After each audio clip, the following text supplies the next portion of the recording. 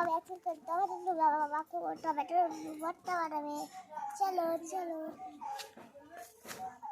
তো বন্ধুরা, আমাদের একটা ছোট্ট টমেটো বাগান ছিল, সেখানেই তোমাদের নিয়ে চলে এসেছি। আজকের কিছু লাল লাল টমেটো হয়েছে ছোট্ট ছোট্ট তুলতে, কারণ আজকে তোমাদের টমেটো ভর্তা বানিয়ে দেখাবো। তাই দুপুরবেলা খাবো বলে আমার ছোট্ট সোনাকে নিয়ে টমেটো তুলতে চলে এসেছি। তো বেশ কয়েকটাই টমেটো পেকেছিল, তো ভাবলাম এই টমেটো দিয়ে ভর্তা হোক, টক টক বেশি ভালো লাগবে, ঝাল ঝাল। দেখো আমার ছোট্ট সোনা, যেই আমি অনেকগুলো তুলেছি, আমার ছোট্ট মিমিও একটা টমেটো তুলে নিল। তো দেখো আমাদের ফাইনালি এত কটা টমেটো হচ্ছে, কত সুন্দর দেশি দেখো লাল টমেটো, পুরো আমার গাছের। দেখলেই এই টমেটোর ভর্তা আজকে তোমাদের সঙ্গে বানিয়ে শেয়ার করব। তো তার জন্য ভর্তা বানানোর জন্য, পোড়ানোর জন্য আমি দুটো নারকেল পাতার কাঠি নিয়েছি, আর ওই কাঠি দিয়ে পোড়াবো। এর আগে টমেটোগুলো ভালো করে জলে ধুয়ে নেব পরিষ্কার করে। ভালো করে জলে ধুয়ে নেওয়ার পর এরপর আমি একটা জায়গায় তুলে নিচ্ছি টমেটোগুলো।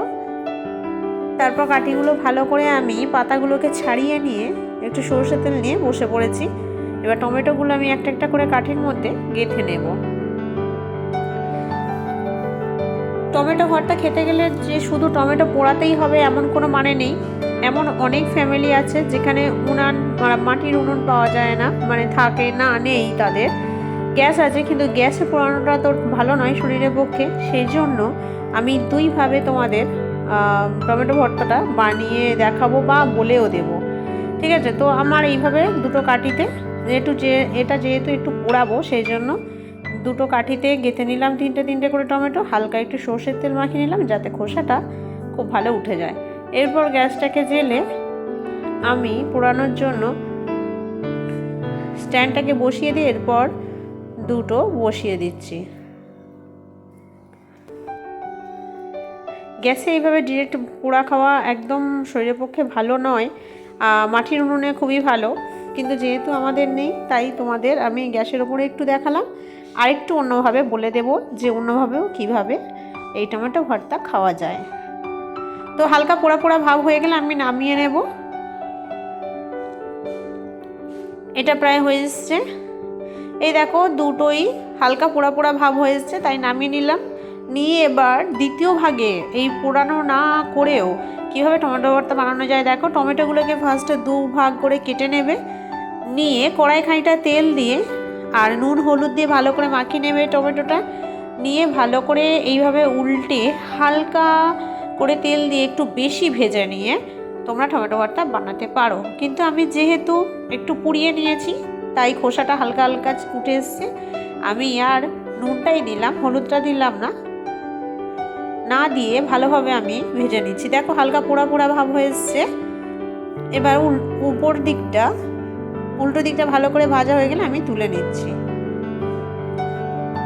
দেখো খোসাগুলো প্রায় ছেড়ে গেছে, যেহেতু আমি তেল লাগিয়েছিলাম তাই খোসাগুলো ছাড়াতে আমার একটু অসুবিধা হবে না। এমনিতে যদিও টমেটোর খোসা সহজেই উঠে যায়। তো বাদ বাকি যে তেলটা ছিল তার মধ্যে আমি 5টা একটু বড় সাইজের রসুনের কোয়া আর 3-4টে লঙ্কা, আমি শুকনো লঙ্কা ভালো করে ভেজে নিচ্ছি। এগুলো ভাজতে ভাজতে আমি টমেটোর খোসাগুলোকে একটু ছাড়িয়ে নিই। খুবই গরম যেহেতু, সেই জন্য আমি হালকা হাতে এটাকে ছাড়িয়ে নেব। একদম খোসাগুলো দেখছো কত সুন্দর উঠে আসছে, পুরো টাটকা টমেটো। তো দারুণ ব্যাপার, একটা খেতে অসাধারণ হবে। তো রসুনগুলো আমার ভাজা হয়েছে, রসুনগুলো আমি সাইডে নিচ্ছি টমেটোরে।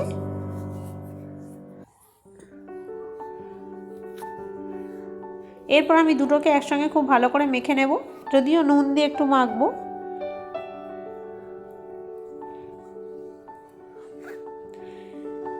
এই টমেটো কাঁচা নুন দিয়ে খেতে ভীষণ ভালো লাগে।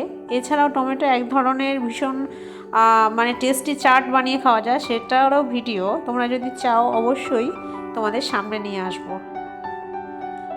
তো আর একটা অন্য থালায় আমি লঙ্কাটাকে ভালো করে মেখে নিলাম বা গুঁড়ো করে নিলাম। নিয়ে কড়াই যতটুকু তেল ছিল সেই তেলে অল্প করে পেঁয়াজ দিয়ে দিয়েছি। তেল আমাদের বেশি খাওয়া একদমই উচিত নয়, সেই জন্য অল্প তেলের উপরে আমি এটা করে নিচ্ছি। পেঁয়াজটা ভালো করে ভাজা হয়ে গেলে মেখে রাখা টমেটো আর রসুনটা আমি এর ওপর দিয়ে দেব।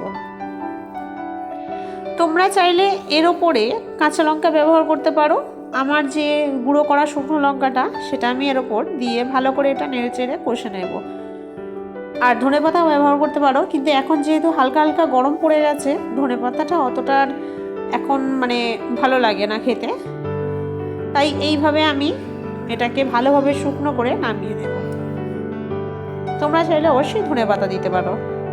তো দেখো টমেটো ভর্তা আমাদের একেবারে রেডি, গরম ভাতে খাওয়ার জন্য তৈরি।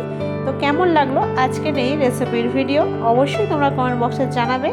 ভিডিওটা ভালো লাগলে প্লিজ একটা লাইক দিয়ে চ্যানেলটা সাবস্ক্রাইব করে আমাদের পাশে থেকো। তো চলো বন্ধুরা, টাটা, আবার দেখা হচ্ছে অন্য কোনো রেসিপি অন্য ভিডিওতে। ততক্ষণ ভালো থেকো, সুস্থ থেকো।